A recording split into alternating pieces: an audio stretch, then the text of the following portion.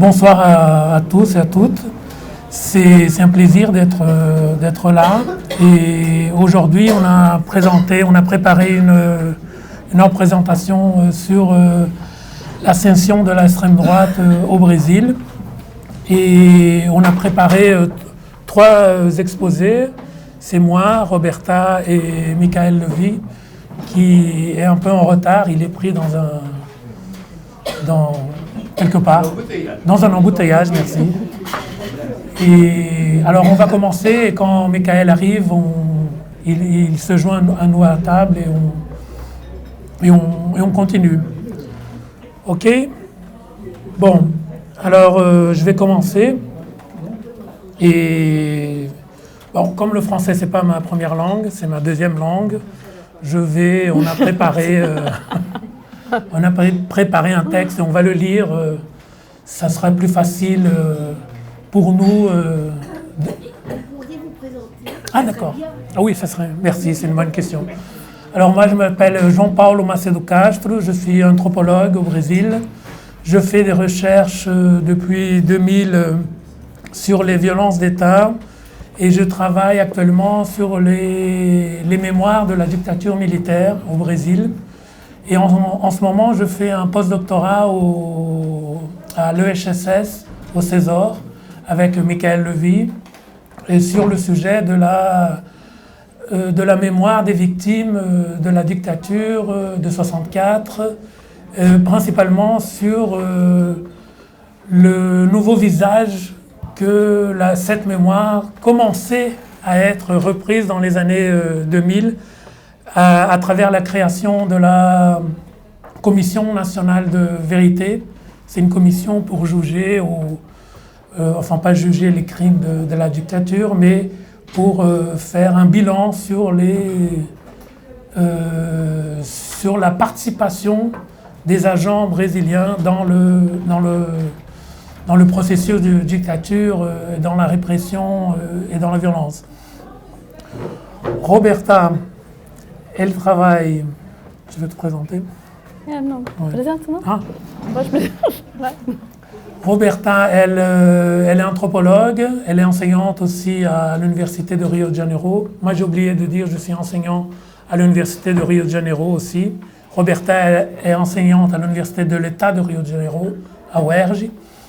Elle est anthropologue et elle travaille sur la mémoire noire et sur la zone portuaire de Rio de Janeiro et les transformations dans les années 2000, par là, non ? 2009, 2010, principalement avec les méga-événements qu'on va vous parler un peu ce soir. Elle va en parler un peu tout à l'heure. Alors bon, c'est une petite présentation. Et bon, alors... L'élection à la présidence de Jair Bolsonaro en 2018 a provoqué une surprise nationale et internationale. Comment, après plus de 30 ans de la fin de la dictature civile-militaire brésilienne et de l'instauration d'un régime démocratique, un capitaine de l'armée, retraité et admirateur avoué des tortionnaires, prend le contrôle du plus grand pays latino-américain? Au-delà du fait que son élection s'inscrit dans un tournement conservateur mondial, on indique ici des causes endogènes au phénomène. Comprendre Bolsonaro implique de savoir que son élection n'est pas un accident, mais elle s'inscrit dans les chemins adoptés par un pays avec la persistance d'un héritage colonial. On peut dire par alors que des événements récents, tels l'éjection de la présidente Dilma Rousseff en 2016, la prison de l'ex-président Lula et l'assassinat de la conseillère municipale Marielle Franco ont mis en évidence la fin d'un cycle d'organisation de la démocratie qui s'est couronné par l'élection de Bolsonaro. Alors, on assiste maintenant à un nouveau cycle politique qui s'ouvre et qui n'annonce rien de prometteur pour les forces progressistes. Mais si une autre phase politique s'annonce, on se demande qu'est-ce que s'est épuisé dans l'ancien cycle politique qui a permis l'élection de Bolsonaro. Alors là, c'est important, dans nos exposés, on va traiter plutôt de quelques questions qui peuvent nous aider à comprendre ou donner des pistes sur l'élection de Bolsonaro et pas traiter concrètement sur les sujets, sur la locure, comment on dit, la folie des actions du président dans ces jours-là. Mais c'est une autre phrase. Alors, qu'est-ce qui s'est puisé dans ce cycle politique? Et là, je vous réponds, dans ma perception, ce qui s'est puisé, c'est une longue tradition politique fondée sur le mythe d'un pays intégré socialement et ethniquement. On peut dire que cette idéologie, fondée dans les années 30-40, a été renouvelée pendant la redémocratisation du pays. Et pour tenter de donner quelques pistes sur ce cycle politique épuisé, je vais vous parler de 3 moments dans l'histoire récente du Brésil qui peuvent éclairer certains événements de l'actualité.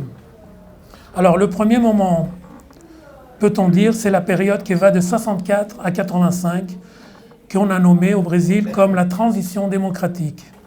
Le deuxième moment correspond à l'élaboration de la Constitution fédérale de 88 et qui va jusqu'à 2002. Et le troisième moment correspond aux 13 ans du gouvernement pétiste Lula et Dilma.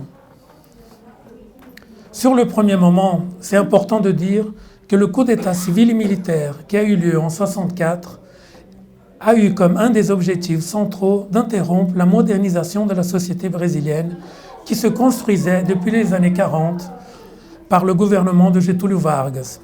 Une modernisation articulée comme un long processus d'industrialisation et de formation d'une classe ouvrière capable de conduire à la création du capitalisme national.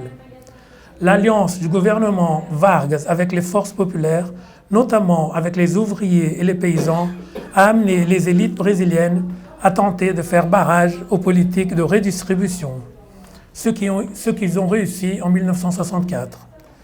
Dans les 10 premières années de dictature, les mobilisations populaires ont été détruites et une modernisation conservatrice et dépendante du capital international a commencé à être mise en place.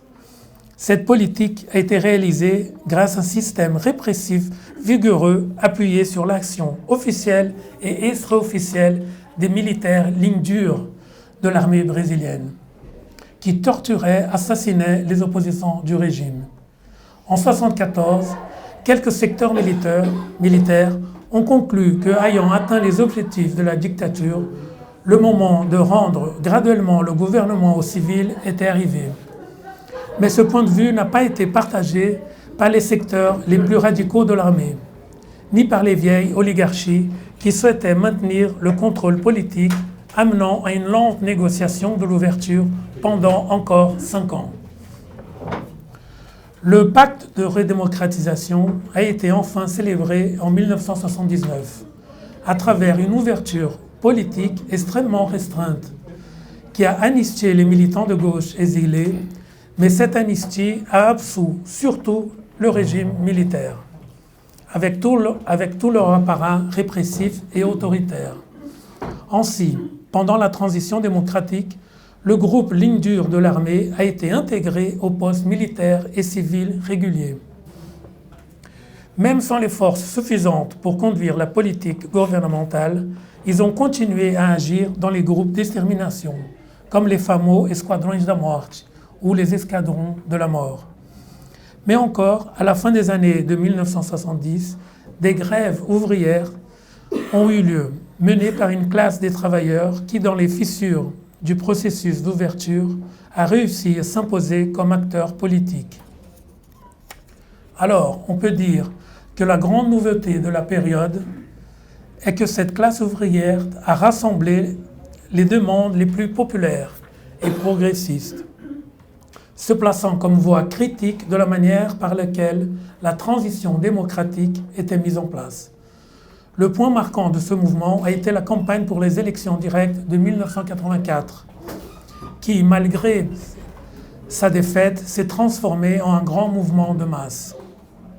En 1985, le pacte d'ouverture a finalement été célébré par une élection indirecte pour la présidence, réalisée par un collège électoral formé par des parlementaires.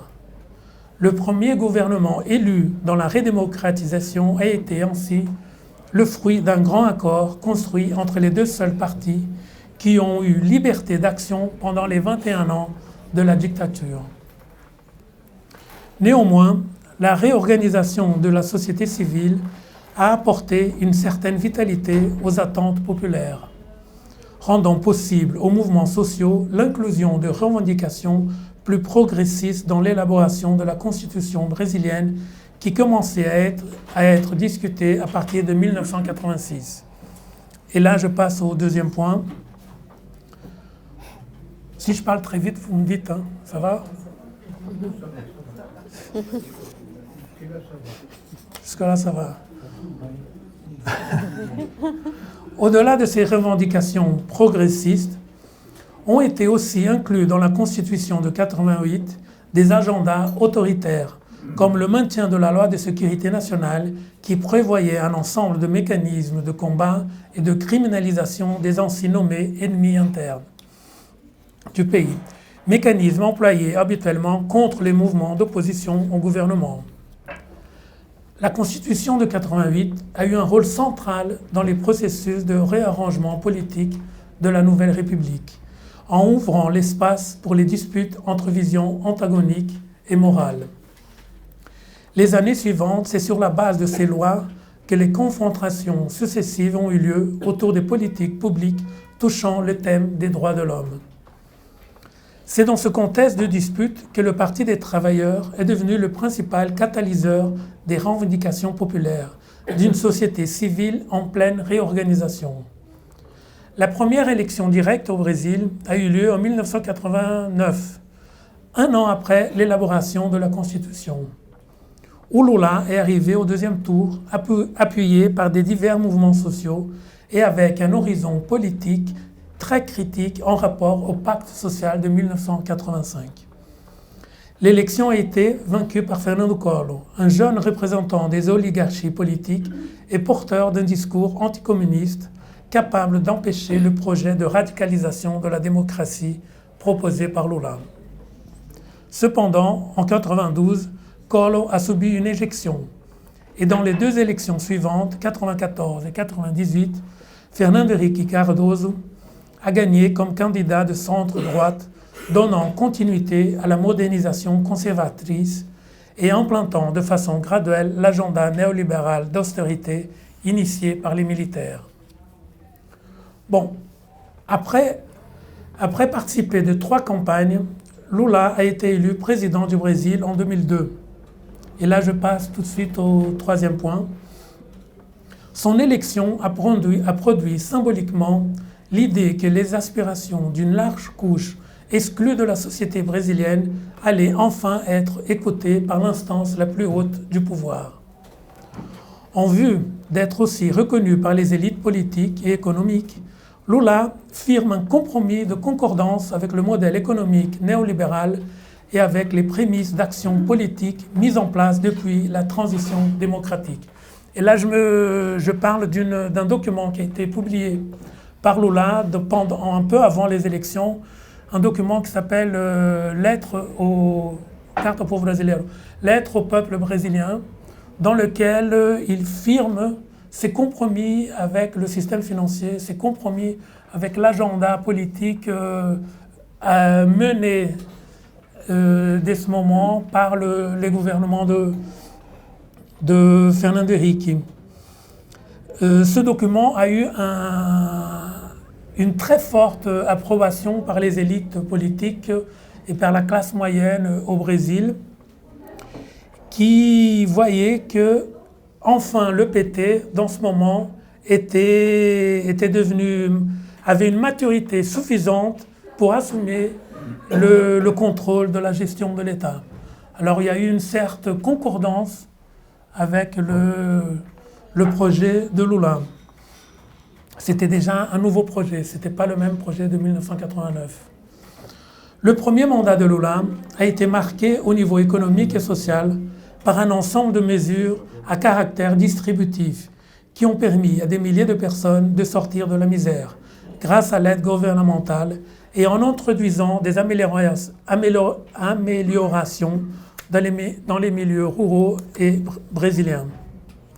Dans le domaine politique, Lula a suivi la tradition brésilienne de composition avec les différentes forces en reproduisant le mythe d'une société intégrée socialement.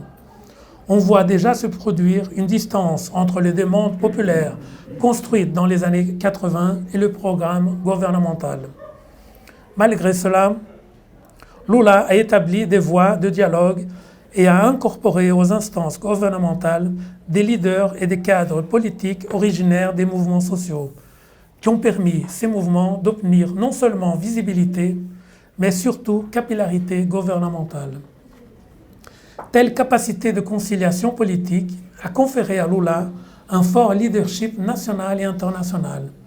Il est devenu le président capable de garantir l'harmonie d'un pays marqué par la grande inégalité sociale et par l'hétérogénéité culturelle et morale. On peut dire sans beaucoup de soucis que le gouvernement du PT avait réussi, non sans conflits et tensions, à institutionnaliser politiquement quelques conflits nationaux historiques, comme ceux qui concernaient la réforme agraire, même si elle n'a pas été réalisée comme les forces progressistes la voulaient, et la question indigène. Il a eu une intervention très importante dans la, entre guillemets, pacification des espaces ruraux. Bien sûr, avec toujours des conflits très forts et très importants aussi. Sa réélection en 2006 a confirmé qu'il incarnait l'image d'un Brésil pacifié qui avait réussi à équilibrer les antagonismes. Dans ce deuxième mandat, le gouvernement Lula comptait déjà sur une base politique plus solide et sur des alliés pratiquement dans tous les États brésiliens. Il cherchait alors à garantir le leadership du pays dans l'Amérique latine, visant des envols encore plus importants. Le projet était d'insérer le Brésil dans le commerce international à partir d'un certain esprit colonisateur, via la participation au bloc économique formé par la Chine, la Russie, l'Indie et l'Afrique du Sud, le BRICS. Les succès des investissements économiques et sociaux pointaient vers un avenir prometteur. Le pays s'était capitalisé avec la conquête de nouveaux marchés et le gouvernement Lula était à la tête d'un autre projet grandiose pour s'imposer sur le plan international. La réalisation des méga-événements sportifs comme la Coupe du Monde de 2014 et les Jeux Olympiques de 2016. Même si la crise mondiale de 2008 touchait déjà les finances publiques, rapidement, les principales villes brésiliennes sont devenues des grands chantiers sponsorisés par l'État. L'imaginaire du pays arrière et sous-développé semblait appartenir au passé. Mais l'euphorie économique aurait un prix que quelques mois après serait demandé au gouvernement suivant. Pour les élections de 2010, Lula ne pouvait plus être candidat et le PT a choisi pour la succession sa ministre de l'Infrastructure, Dilma Rousseff. La candidate n'avait ni le charisme ni la force politique de l'ex-président. À mon avis, ce sont bien ces initiatives liées aux méga-événements adoptées pour permettre l'insertion du pays dans une compétition internationale qui ont signalé le tournant plus à droite des gouvernements pétistes. Les effets de ce tournant, rapidement, se sont fait sentir dans les rues. À la fin du premier mandat de Dilma, un grand mouvement de masse à caractère antisystémique, connu depuis comme les journées de juin 2013, a eu un impact décisif sur l'avenir du pays. Cette partie sera présentée par l'exposé de Roberta. Mais on peut dire d'avance que 2013 a mis en évidence non seulement que l'idéologie d'harmonie sociale construite encore dans la période coloniale était une grande illusion et qu'une radicalisation de la démocratie était possible et envisagée par certains secteurs sociaux. Dans ce contexte a eu lieu l'élection de 2014. Pour l'élite nationale, la réélection de Dilma a été un signal d'alerte. La peur que ce récit historique populaire pourrait être repris et avec ça casser la démocratie cordiale exacerbant les conflits ethnico-raciaux et de classe. et pourrait amener le pays à une radicalisation des processus sociaux. Diomaye a été élu au deuxième tour avec 54% des voix contre 51% de son adversaire de centre-droite. Une polarisation peut-être inédite dans les présidentielles brésiliennes. Dans le deuxième mandat, le gouvernement Dilma a opté pour s'allier avec les secteurs les plus conservateurs de la scène politique et même les secteurs les plus militarisés des forces de répression. Enfin, elle a formé son gouvernement avec les groupes qui s'opposaient frontalement à l'amplification des droits humains et proposaient des révisions des droits déjà conquis.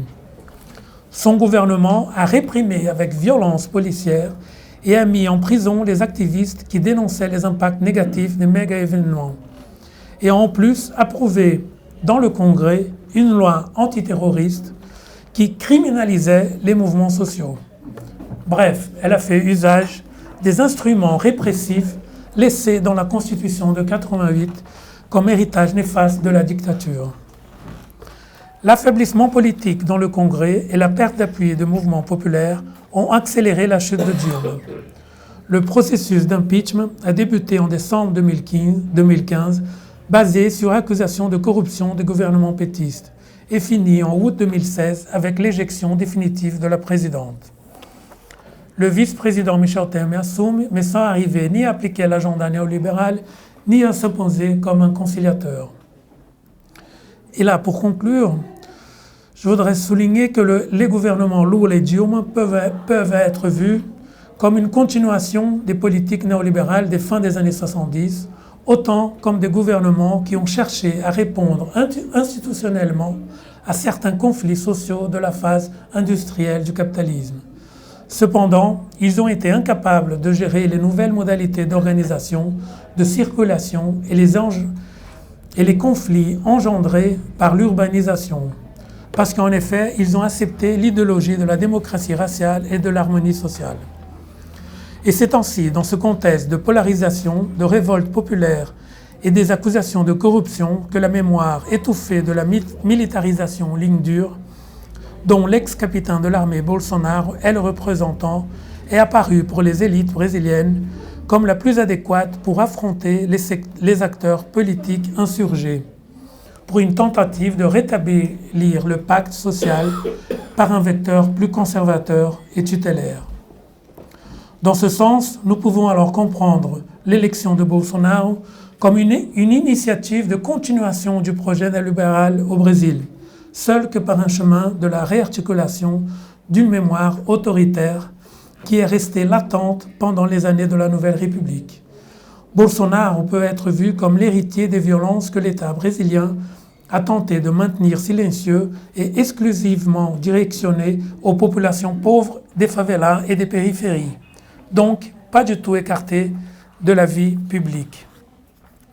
On peut dire que si pendant la redémocratisation, cet héritage est resté comme force occulte d'une démocratie sous tutelle et surveillance continue, maintenant elle se fait présente comme une force éclatante. Bonsoir à tous, je vous remercie pour l'invitation à parler ici. J'ai l'intention de présenter quelques aspects du mouvement social du Brésil contemporain, en spécial sur l'activisme noir, les mouvements de favela et périphérie et le féminisme populaire.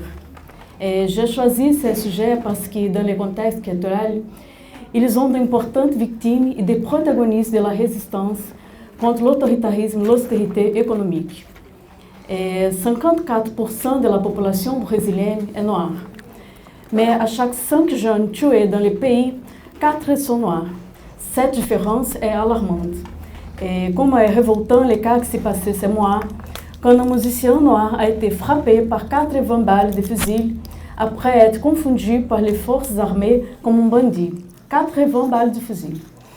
Et tandis que les activistes dénoncent, il y a plusieurs années, les politiques de combat à la violence urbaine comme une politique de génocide de la population noire et pauvre, le gouvernement de Bolsonaro discute la libération des armes, la réduction de l'âge pénal et une plus grande autorisation de tuer au profit de la police.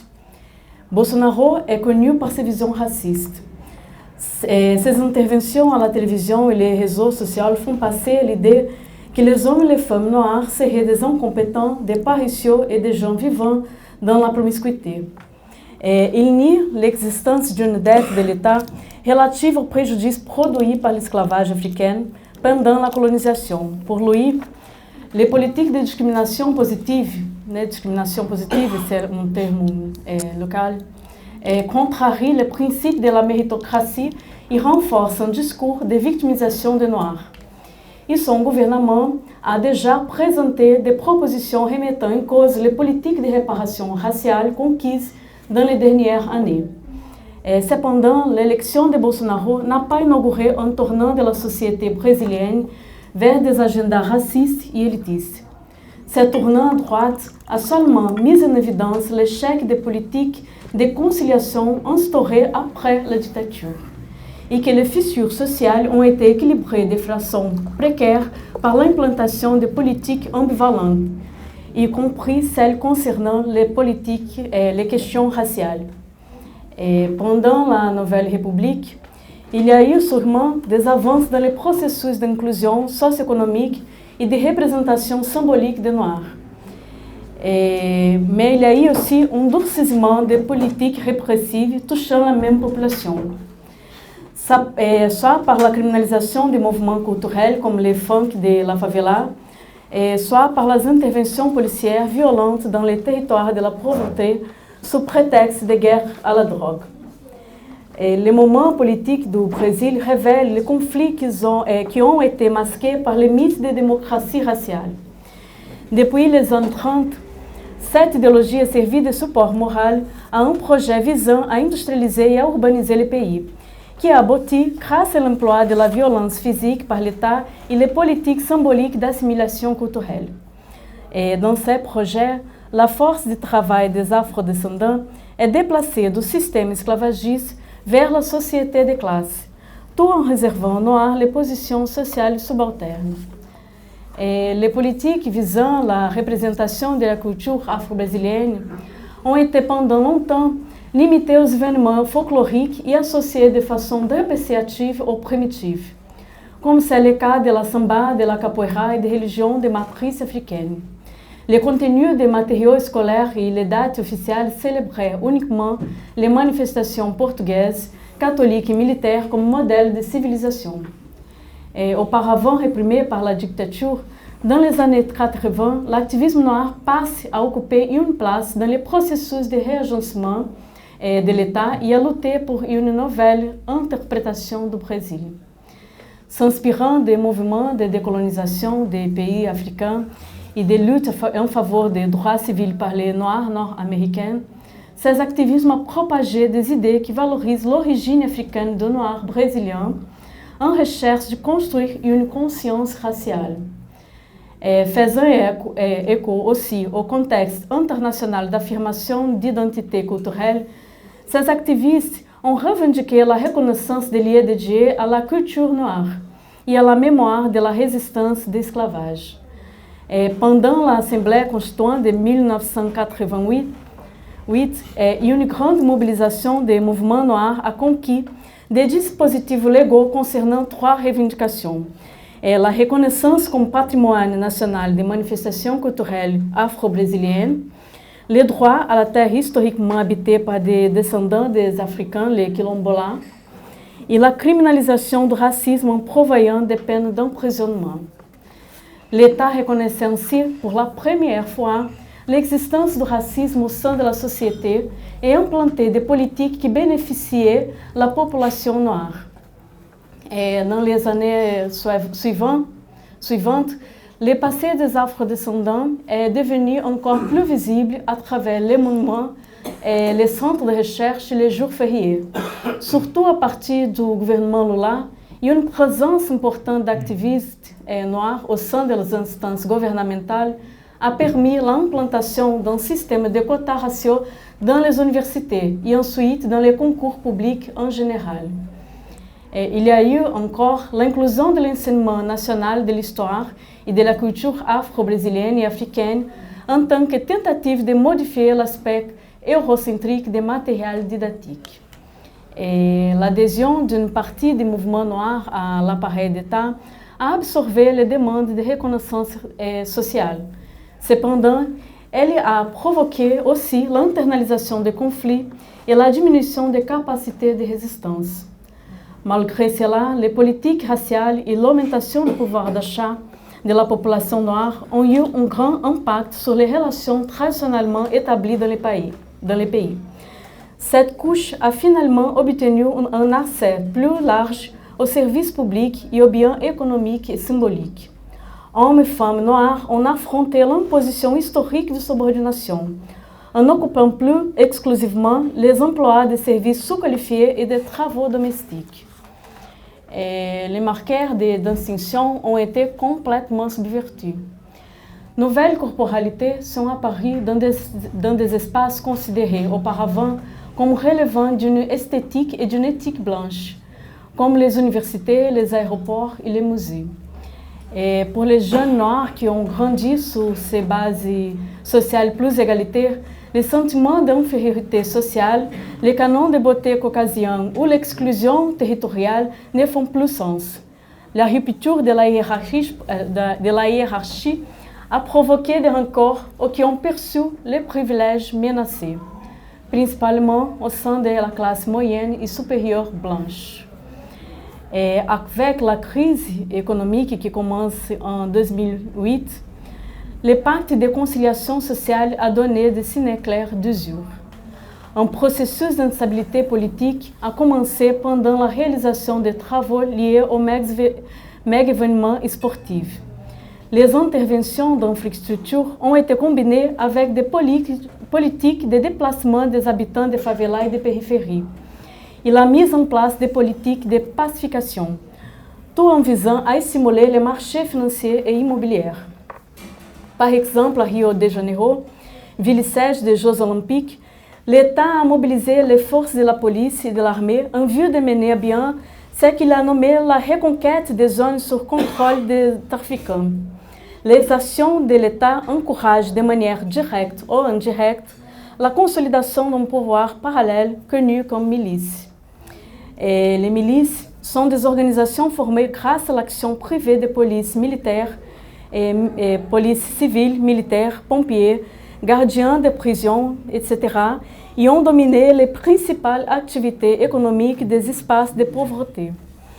Et elles ont dominé, par exemple, l'offre de services comme gaz, téléphone, transport et la TV à câble. Et les milices contrôlent même la vente, la location et la construction de terrains et de meubles. La semaine dernière, la mort de plus de 20 personnes lors de la chute de 2 immeubles construits par les milices a mis en évidence leur pénétration dans les organismes d'urbanisme. La réduction des investissements financiers au Brésil, due à la crise économique, a provoqué la baisse de l'offre d'emploi, du pouvoir d'achat et de qualité des services publics.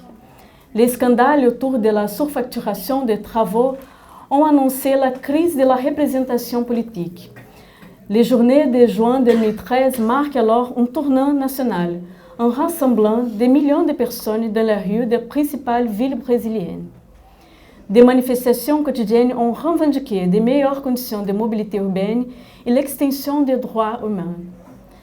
Eles ont été mobilisés par de nouvelles formes associatives de résistance populaire, développées de manière autonome par rapport aux organisations traditionnelles et à l'appareil d'État, comme par exemple les collectifs de jeunes, les radios communautaires et les groupes de femmes.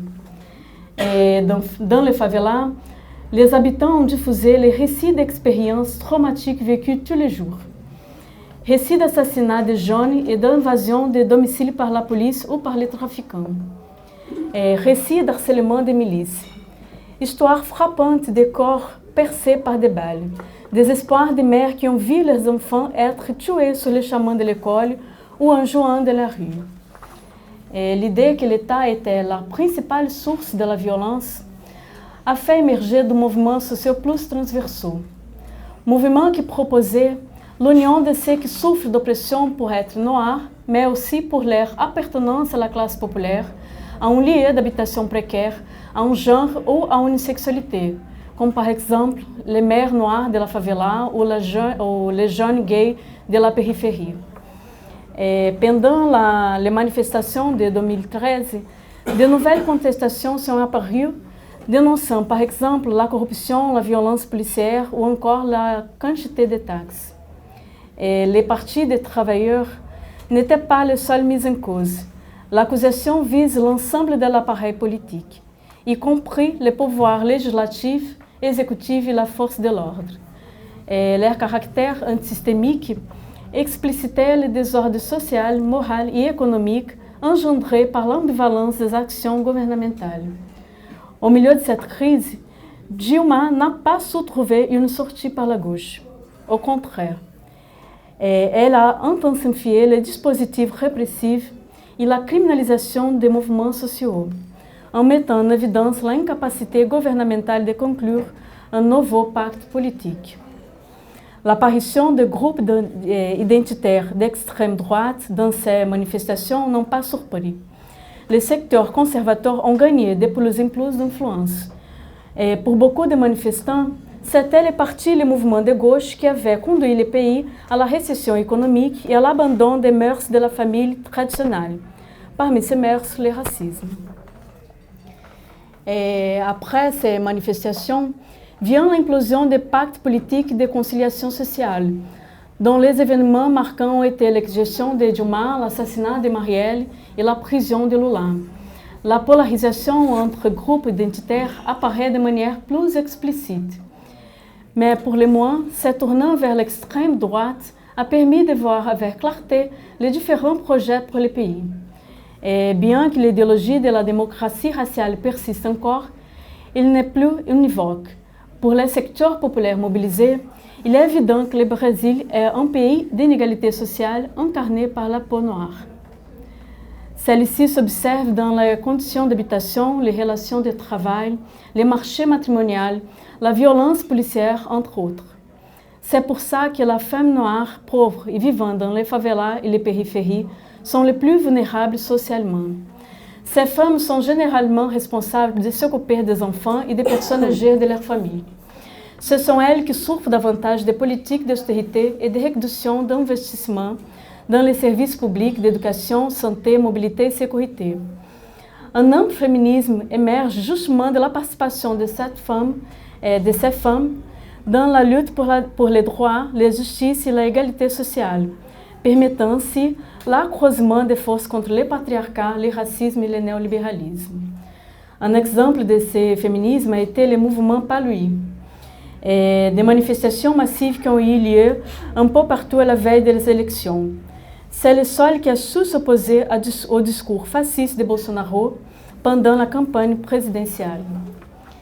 Et pour terminer, je voudrais souligner qu'aujourd'hui, les principaux mots d'ordre de la résistance contre Bolsonaro évoquent d'autres traditions différentes d'actuation politique. La figure de l'ouvrier qui a accédé à la présidence du pays à partir du militantisme syndical et qui a été injustement incarcéré porte la mémoire du pacte de redémocratisation. Lula livre est ainsi une bannière de reconnaissance historique du PT dans le processus de transformation de la société brésilienne en une société moins injuste. Mais le visage qui apparaît comme symbole de nouvelle résistance est celui de Marielle Franco, conseillère municipale, femme noire, née dans la favela, lesbienne et assassinée par la milice. Elle incarne la lutte de tous les acteurs politiques issus du milieu urbain pendant la Nouvelle République. Il ne s'agit pas d'assumer un projet de conciliation. Il s'agit de l'affrontement contre la persistance du racisme de la société brésilienne. Bien que tragique, la mort de Marielle est porteuse d'espoir, puisqu'elle incite l'entrée en lutte d'autres jeunes femmes noires. Et par l'élection de Thalíria Petroni au Parlement fédéral e de Renata Souza, Mônica Francisco e Doni Monteiro à l'Assemblée législative de Rio, Marielle vive. Je vais ajouter quelques mots sur le contexte international de Bolsonaro et un peu une comparaison entre ce qu'il représente et l'extrême droite européenne. Bon, il faut dire que la victoire de Bolsonaro au Brésil, c'est que le dernier épisode d'une vague brune à l'échelle planétaire. À l'échelle planétaire. On peut dire que presque la moitié des pays du monde sont déjà sous des gouvernements d'extrême droite, autoritaires, semi-fascistes ou fascistes. Ça va de Shinzo Abe au Japon, Modi en Inde, Orban en Hongrie, Salvini en Italie, Trump, etc. Et maintenant Bolsonaro. Ça fait beaucoup. Donc c'est un phénomène mondial. C'est un phénomène mondial. Il y a d'autres exemples, on pourrait ajouter. La liste est vraiment très longue. Netanyahu, Duterte, etc. Bon. Alors, dans chaque pays, il y a des explications spécifiques à chaque pays. Pourquoi c'est arrivé.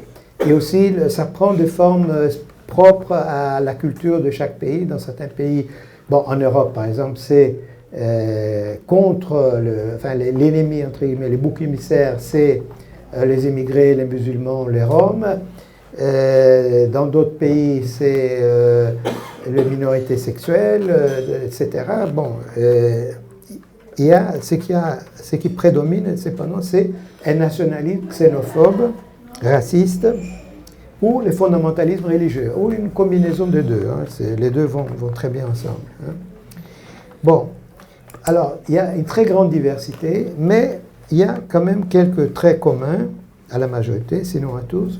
L'autoritarisme, évidemment, une espèce de nationalisme intégriste, je dirais, dont la matrice est Deutschland über alles, mais qui prend des formes des variantes dans chaque pays. Aux États-Unis, America First, au Brésil, acima de tudo, mais enfin, c'est exactement la même. Accompagné d'une intolérance religieuse ou ethnique, et l'idée que la violence policière militaire est la réponse adéquate aux problèmes sociaux. Les qualificatifs de semi-fasciste ou fasciste s'appliquent à certains, pas à tous. Par contre, le terme de populisme, qui est beaucoup utilisé dans les médias et parfois aussi dans les Sciences Po, à mon avis, ça ne sert absolument à rien. C'est une mystification qui ne sert qu'à confondre ou à manipuler. Maintenant, comment expliquer ce spectaculaire essor de l'extrême droite dans des contextes tellement différents, expression des contradictions spécifiques dans chaque pays ou région, mais c'est quand même une tendance planétaire. On peut avancer quelques hypothèses. On peut dire c'est la globalisation néolibérale, sans doute. C'est, disons, l'élément de fond fondamental, mais ça n'explique pas pourquoi dans tel pays, dans tel autre, etc. Après, il y a la crise qui commence en 2008, la crise financière du capitalisme. Bien, c'est sans doute très important pour la victoire de Trump, aussi pour celle de Bolsonaro, etc. Mais ça ne peut pas expliquer tout. Par exemple, en Europe, certains des pays où l'extrême droite est la plus influente, comme la Suisse ou l'Autriche, par exemple, ce sont pas des pays particulièrement affectés par la crise. Par contre, un pays comme le Portugal, qui a connu un chômage énorme à cause de la crise, eh bien, l'extrême droite est très marginale. Donc, c'est pas une explication suffisante. Donc, évidemment, il y a l'échec de la gauche. L'échec de la gauche, le ralliement de la social-démocratie au néolibéralisme, d'une part, la crise du mouvement communiste avec l'écroulement du soi-disant socialisme réel, etc. Donc ça fait partie, évidemment, des explications. Mais franchement, toutes ces explications sont nécessaires, mais à mon avis, elles ne sont pas suffisantes. Moi, personnellement, je n'ai pas trouvé vraiment la bonne explication. Une explication qui rend compte d'un phénomène qui est planétaire et qui est vraiment une vague brune sans précédent depuis les années 30. Il faut revenir aux années 30 pour trouver quelque chose d'analogue, même si ce n'est pas la même chose, bien entendu. Maintenant, le dernier épisode de cette vague brune, c'est le Brésil. C'est le Brésil, Bolsonaro. Alors, Bolsonaro semble plus proche, effectivement, du fascisme classique. hein, par plusieurs aspects. Hein. Les cultes de la violence, hein, la haine viscérale de la gauche et du mouvement ouvrier. Bon, le nationalisme intégriste, etc.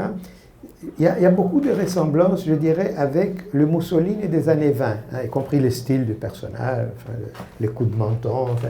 Il y a beaucoup du Mussolini des années 20, à une époque où il existait encore un parlement et où le racisme n'était pas encore le thème principal.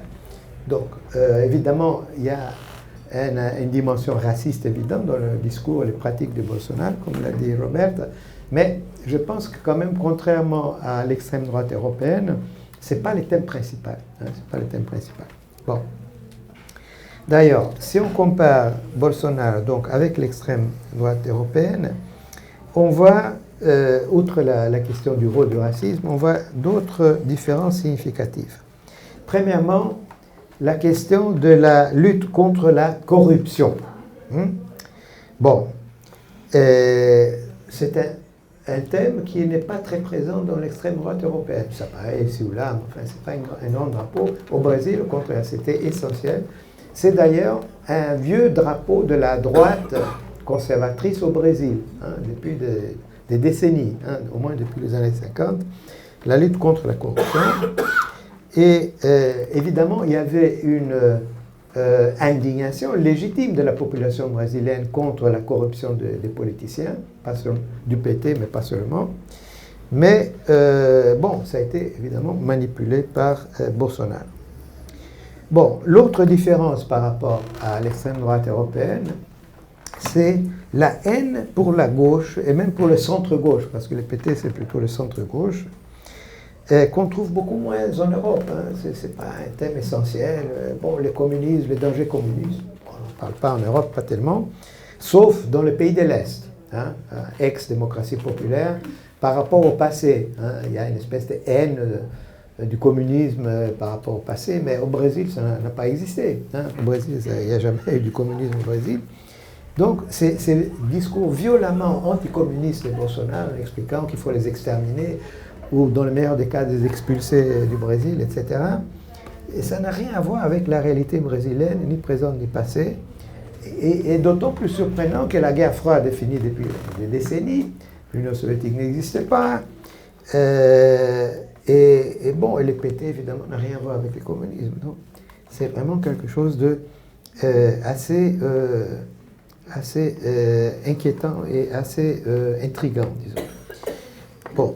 Et une autre évidente différence avec entre Bolsonaro et l'extrême droite européenne, c'est que, tandis que l'extrême droite européenne dénonce la globalisation néolibérale au nom du protectionnisme, du nationalisme économique, au nom d'une prétendue lutte contre la finance internationale, Bolsonaro, au contraire, présente un programme totalement néolibéral, ultra néolibéral, plus de marchés, plus d'ouverture aux investissements étrangers, plus de privatisation et un total alignement sur la politique nord-américaine.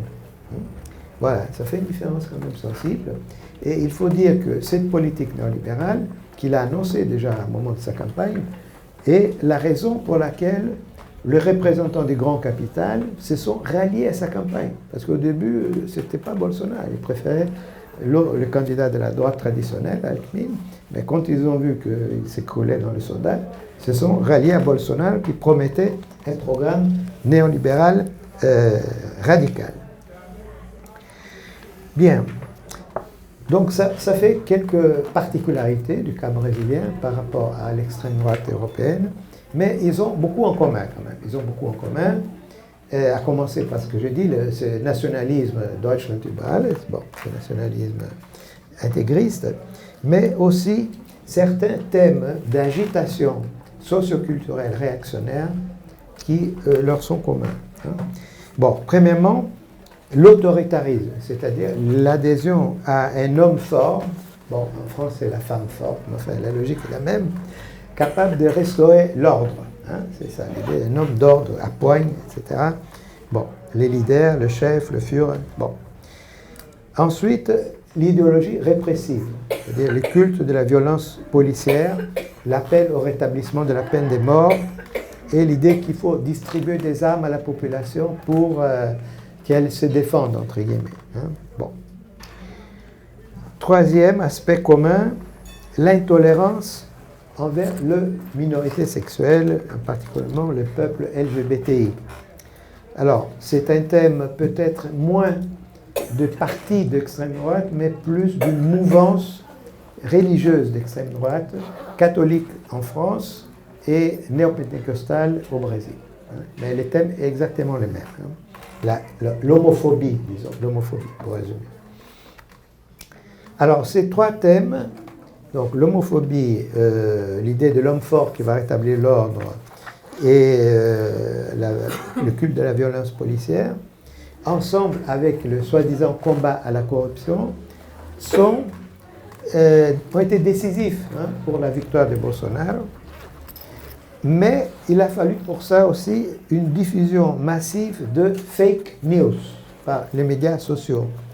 Bon, vous savez l'histoire, bon, il y a eu, grâce à un réseau probablement nord-américain qui a, disons, inondé le WhatsApp brésilien de fake news, les plus absurdes, totalement ridicules, du type le PT veut transformer tous les bébés en homosexuels, enfin des histoires comme ça. Bon, ça fait partie évidemment des raisons de la victoire de Bolsonaro, mais pour moi, ça reste un mystère pourquoi les gens ont cru à ces mensonges complètement grotesques. En fait, l'autre facteur qui évidemment a contribué à la victoire de Bolsonaro, c'est ce qu'ont dit mes amis, c'est la faillite du PT, les échecs du PT, toutes les contradictions de la politique du PT pendant toute cette période.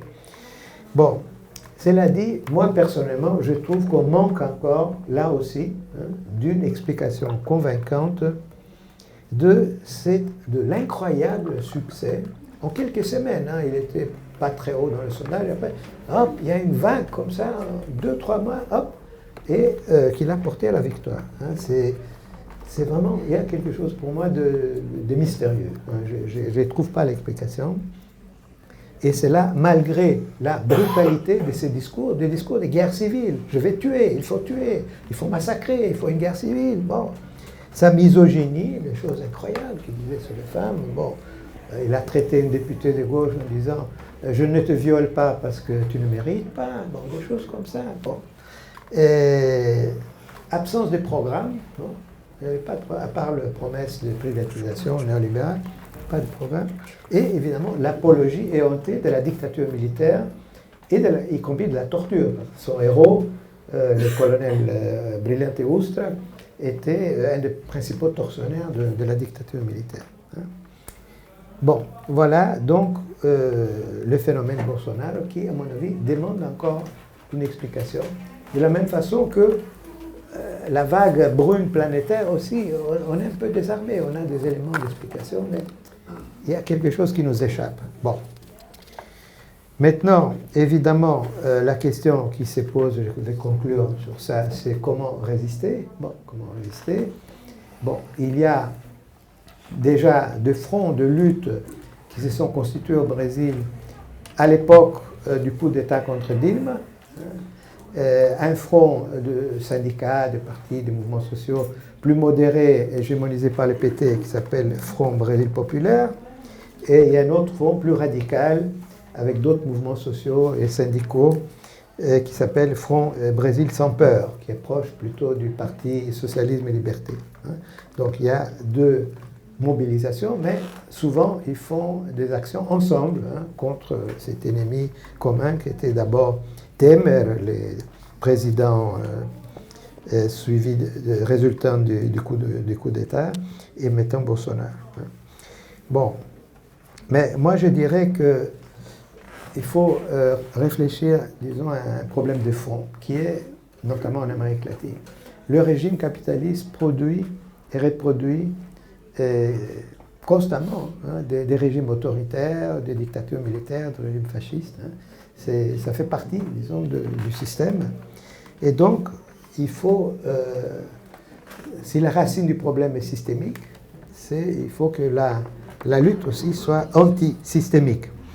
Et là, je vais citer une phrase d'un philosophe de l'école de Francfort, Max Horkheimer, en 1938. Alors, il a écrit la chose suivante.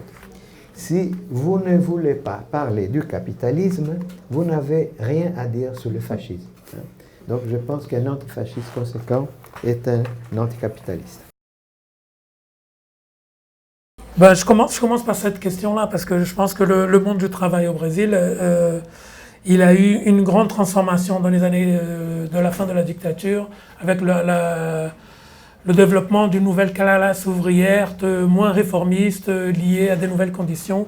Et c'est cette classe ouvrière qui a lancé Lula comme le représentant de ce nouveau mouvement ouvrier qui se produisait hors la tradition du PC, des partis communistes traditionnels au Brésil. Ce qu'on a vu ce qui est clair pendant les 10 premières années, par exemple, de la Nouvelle République de 85 jusqu'à l'élection de Lula, on a eu une politique très forte de détruction, enfin de détruire les mouvements syndicaux les plus forts. On a fait le gouvernement Fernando Henrique a fait des grandes sorties, enfin des grandes actions pour tenter d'enlever le pouvoir d'action d'un des mouvements les plus importants, qui était les mouvements des travailleurs de la Petrobras, qui était un mouvement très fort dans les années 80-90, qui a eu un rôle important de catalyseur des revendications travaillistes. Et ce qui s'est passé, c'est qu'on a eu une classe ouvrière très localisée dans les alentours des villes industrialisées. À São Paulo, c'est où se développait la principale classe ouvrière, très forte, avec des syndicats très forts, encore très forts, avec un pouvoir de négociation très fort, différent des autres syndicats dans des autres États, dans des autres localités. Alors, ce qui s'est passé dans les 13 ans du gouvernement Lula, enfin, c'est un peu une opinion, on a eu un peu l'incorporation de ces leaders, l'incorporation de ces mouvements, en faisant une sorte de négociation entre mouvements sociaux, entre chefs d'entreprise et le gouvernement. Lula et le PT étaient en sorte de négociateurs et de médiateurs. Alors les syndicats, ils avaient une force très forte dans le gouvernement qui leur donnait qui donnait des écoutes et qui donnait des forces de pouvoir de négociation avec le patronat. Quand à partir de 2013, le propre gouvernement commence à faire des révisions des lois travaillistes, là il y a eu un problème avec la base syndicale. Alors la base syndicale commence à critiquer le syndicat et le syndicat commence à perdre un peu de référence et de présence continue dans la vie politique. Alors là, c'est les syndicats où il y avait un mouvement ouvrier, une direction forte, ils ont réussi certaines négociations directement. Mais là où le mouvement ouvrier était plus fragilisé, ils n'avaient plus la médiation du gouvernement du PT. Alors tu as eu un décalage entre les ouvriers et les directions syndicales. Et au Brésil, je pense qu'on a 3 ou 4 forces syndicales, comment ça s'appelle ? Centrales syndicales, qui se disputent un peu sur cette ampleur. À partir de 2013, là, il y a eu, par exemple, on a vu des grands problèmes avec la présence des mouvements syndicaux. Le syndicat n'a pas réussi, les syndicats n'ont pas réussi à se placer dans la rue en 2013 pour disputer l'agenda, pour disputer les rues avec l'extrême droite qui commençait à sortir. C'était plutôt les collectifs identitaires et les collectifs qui commençaient à faire de la politique en dehors des grandes associations syndicalisées. Bon, sur Bolsonaro, je ne sais pas, je n'ai pas vu quelque chose de concret sur la dilution, sur les attaques aux mouvements syndicaux. Je pense qu'il est encore en train d'essayer de produire un gouvernement est stable, si ça sera possible. Je pense qu'il n'y a pas enfin, tout le monde est un peu inquiet. Qu'est-ce qui va se passer dans ces confrontations? Bolsonaro prépare maintenant une loi sur la sécurité sociale, c'est-à-dire les pensions, etc., qui lui est demandé avec insistance par les grands capitales et qu'il a promis, qui va démolir, disons, le droit des travailleurs à une retraite, etc. Et est en train de se former un front syndical pour résister à ça. Avec, bon, disons, le principal syndicat, c'est la CUT, qui est lié au PT, bon, disons, réformiste pour aller vite. Il y a un autre qui est plus à droite, qui s'appelle Force ouvrière, qui est lié à courant droitier, disons. Et il y a un petit courant socialiste révolutionnaire, mais très minoritaire, qui s'appelle la Confédération de lutte. Bon. Alors tout le monde a décidé qu'il faut créer une alliance pour résister à cette mesure, disons, à cette réforme, entre guillemets, néolibérale de la sécurité sociale. Bon, on va voir qu'est-ce que ça va dire. Est-ce qu'ils vont être capables de vraiment s'engager, de mobiliser, ou ça va être une tentative de négocier, on ne sait pas. Hein. Mais pour le moment, il y a un front syndical pour essayer de lutter contre cette loi. Bon, maintenant un mot sur les indigènes. Hélène, tu as tout à fait raison de mentionner ça, c'est très important. Une des cibles de Bolsonaro sont les indigènes, justement. Il a dit à plusieurs fois, ce sont des vagabonds, ils n'ont rien à faire, ils n'ont qu'à foutre les camps, laisser la forêt pour le bétail, etc. Et vraiment, son projet, c'est au fond, de liquider la forêt amazonienne, hein, la rendre productive, entre guillemets. Bon. Donc, les indigènes sont en première ligne de résistance. Il y a déjà plusieurs mobilisations des indigènes. Et c'est une question très, très importante. Je pense qu'il faut, en Europe, il faut qu'on fasse de l'agitation sur ça, parce que l'Amazonie concerne non seulement les indigènes, mais tout le peuple brésilien et toute l'humanité. Hein. C'est à la fin de l'Amazonie, disons, c'est les réchauffements climatiques qui deviennent incontrôlables. C'est les derniers grands puits de carbone. Donc, l'histoire. L'affaire de l'Amazonie nous concerne tous. Donc la solidarité avec les indigènes brésiliens, ça nous concerne tous, quoi. Et bon, tu as tout à fait raison de dire qu'il y a beaucoup d'autres régimes autoritaires, semi-fascistes, Colombie, Guatemala, etc. C'est vrai, bon, le problème c'est que le Brésil est énorme, et il a un poids écrasant en Amérique latine, donc c'est pour ça qu'on les voit avec encore plus d'inquiétude.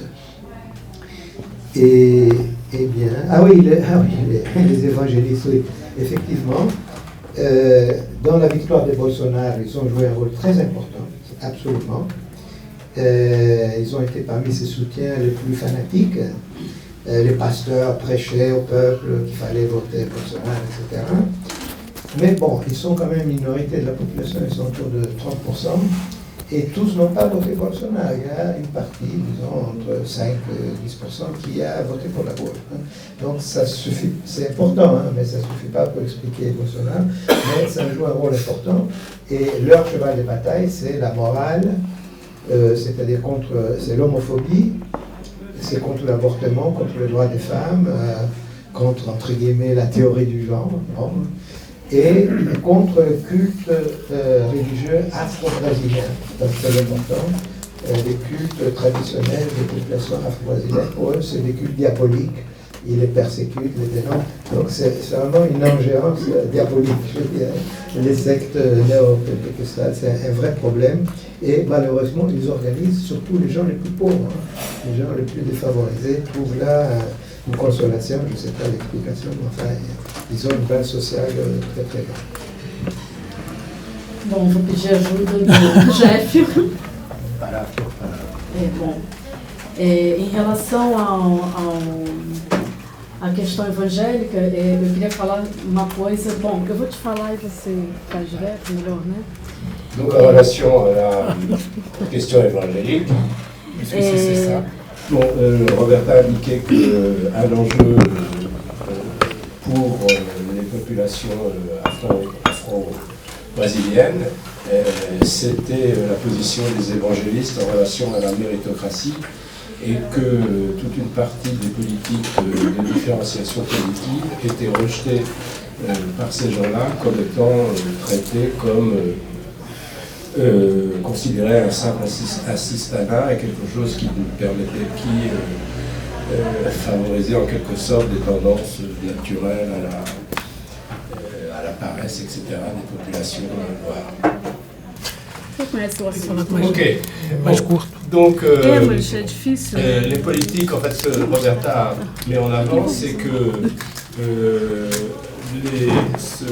il y a de fait une attaque de Bolsonaro contre les populations indigènes, mais que les politiques mises en place par Dilma, par les gouvernements du PT, Lula puis Dilma, avaient aussi leur ambivalence et que, d'une certaine façon, les populations indigènes en ont déjà été victimes.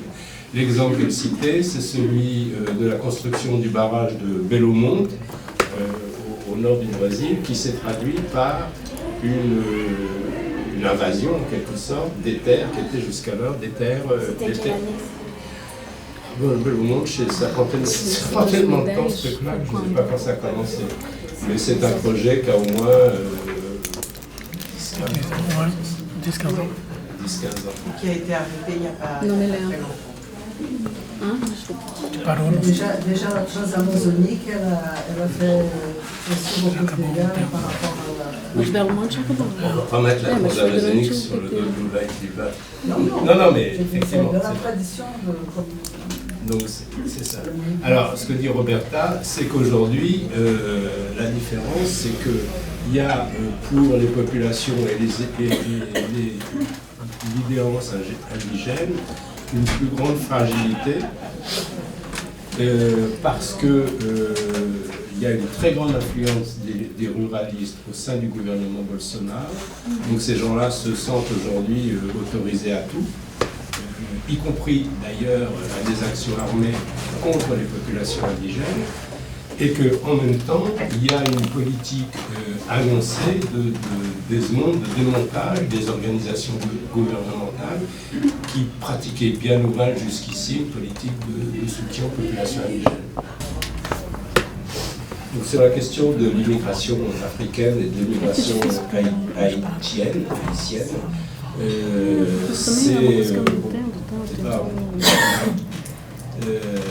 C'est un thème qui commence à apparaître dans certaines études, mais qui n'a pas encore entré de façon très importante dans la ligne de résistance à Bolsonaro. La question de l'immigration africaine, elle est aujourd'hui, dit Roberta, tangentielle à la question du racisme. Si on commence à penser du point de vue de la Sciences Po ou de la philosophie politique, quand on essaie de comprendre la notion de démocratie, on voit qu'elle a plusieurs perspectives ou plusieurs formes de se dresser. On peut dire qu'au Brésil, on a perdu la démocratie. Non. D'une certaine manière, ce que certains appellent comme démocratie, les élections, le Parlement, etc., se sont maintenus. Dilma a été éjectée par un article spécifique de la Constitution qui garantit l'éjection des présidents si on a une dénonce de corruption ou pas. Ce qui se passe, bien sûr, c'est un enjeu politique. Alors la loi, elle est politique, elle n'est pas... on ne définit pas si Dilma a commis un crime ou pas. C'est une décision qui a été... au fond, une décision politique. Sur le sujet, l'interprétation de la loi, elle peut, pour ceux qui défendaient l'éjection de Dilma, ils avaient des articles qui disaient que Dilma a commis un crime. Pour ceux qui la défendaient, ils disaient non, il y a des articles qui disent que Dilma n'a pas commis de crime. Alors, l'enjeu, la relation entre démocratie, système de relations politiques, système de relations judiciaires, bien sûr que c'est une formule politique qui est nommée conforme la conjoncture, conforme les acteurs. On parle des acteurs politiques qui définissent comment on interprète les lois, comment on interprète la démocratie. Pour moi, c'est un peu l'éjection de Dilma, c'est un grand débat politique, c'est pas judiciaire. Elle a assumé la forme judiciaire parce que c'était l'instrument que les acteurs ils avaient pour l'éjecter, pour enlever Dilma, pour enlever le PT. Je pense que la Lava Jato, par exemple, c'est le, je sais pas comment on dit le nom en français, mais la Lava Jato qui a... Le quoi? Karcher. Karcher.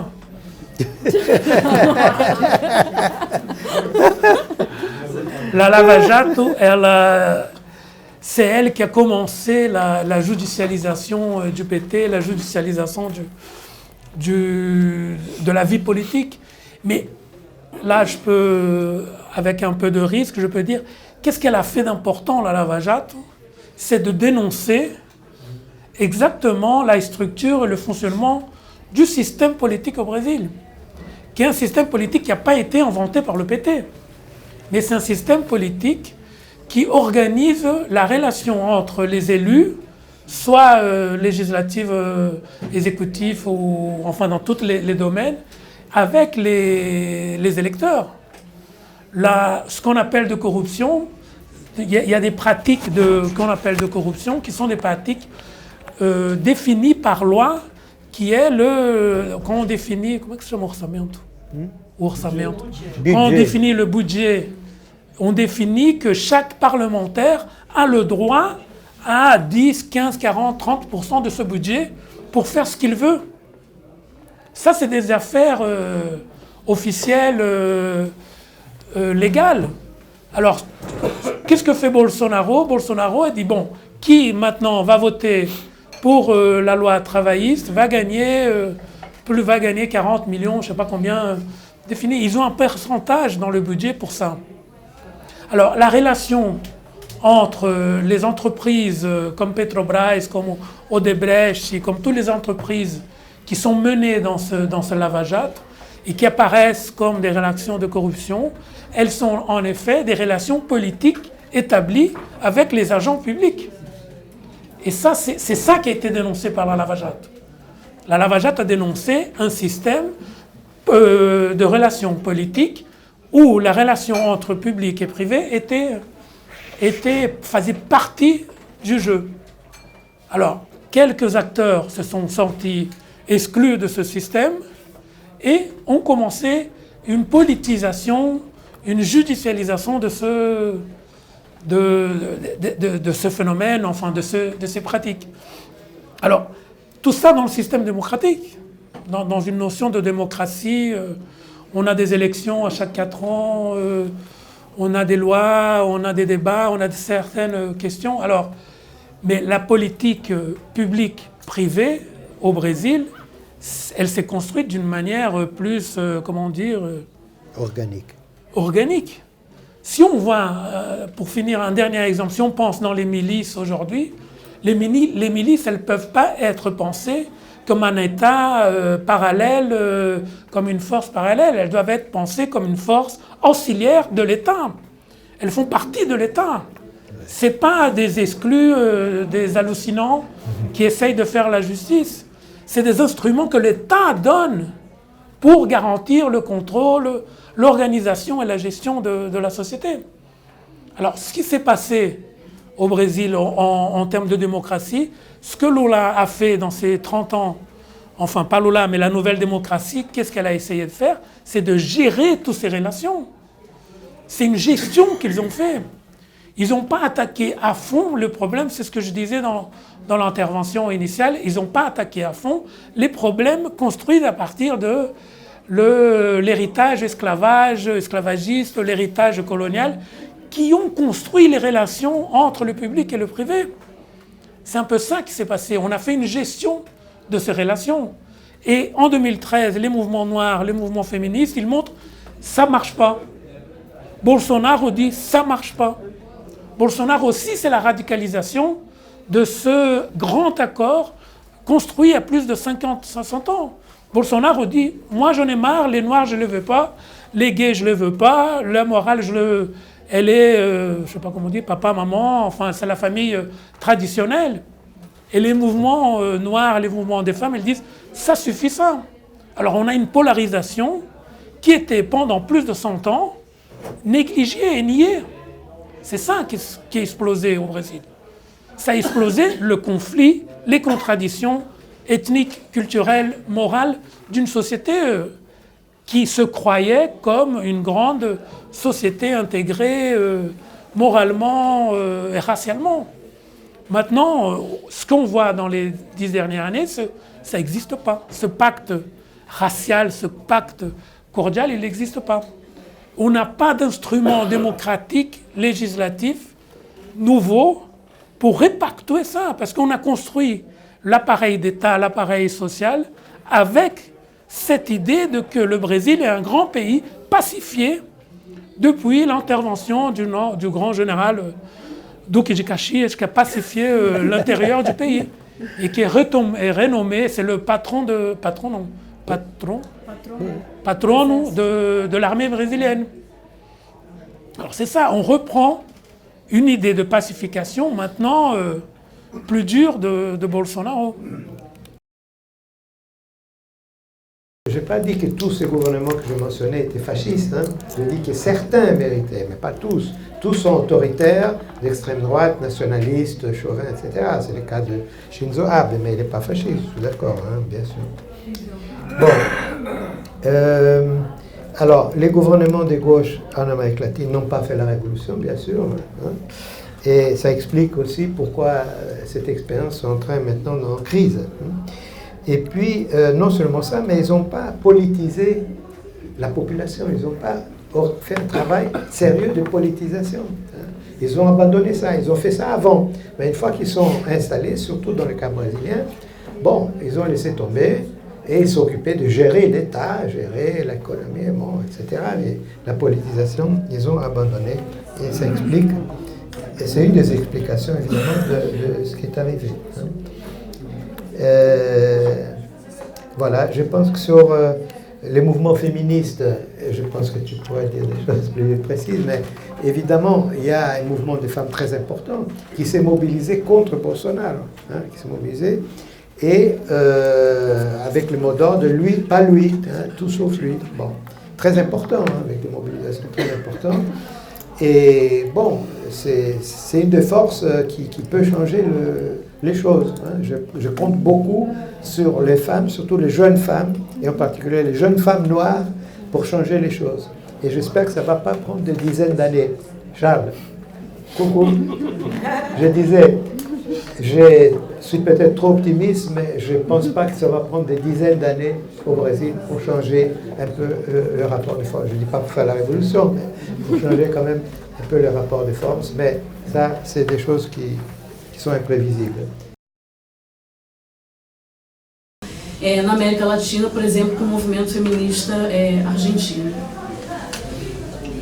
Ce que Roberta mentionne, c'est que l'important d'une femme, ce qui est intéressant dans le mouvement des femmes au Brésil, c'est l'entrée massive de femmes populaires dans le mouvement, et le fait que ça a changé, y compris la teneur des revendications, par rapport à des revendications plus traditionnelles, disons, des revendications sur les conditions de vie, l'accès aux services, la mobilité urbaine, etc. Et que, bien sûr, il y a des perspectives, et qu'elles ont joué un rôle très important dans les mobilisations contre Bolsonaro, et que, bien sûr, il y a des possibilités de... O que é isso? Isso vai à Argentine? Não, que é nessas novas pautas que é possível hoje também fazer uma articulação. Sur la base de ces nouvelles revendications, il y a la possibilité de mettre en place une articulation avec le mouvement des femmes en Argentine.